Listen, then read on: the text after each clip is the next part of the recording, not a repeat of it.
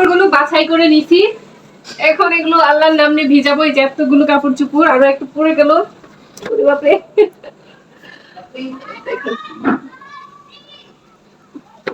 Like সাদা উঠাই পারতেছি না।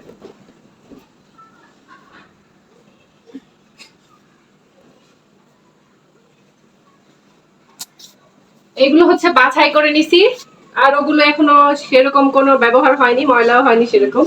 আর এগুলো একটু এই যে ঘামটামের গন্ধ, তার জন্য আজকে ক্লিন করে নিব, ওয়াশ করে নিব।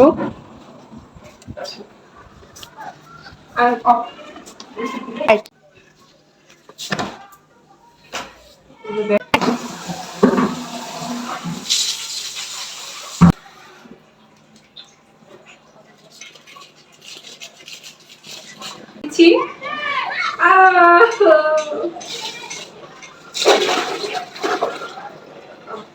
পানি দেখেন, পানি।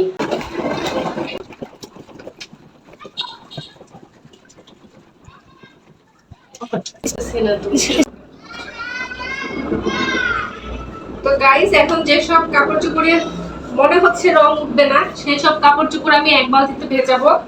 আর যেসব মনে হচ্ছে যে একটু কাপড় চোপড়ে রং উঠতে পারে, সেগুলো আলাদা করে ভেজাবো।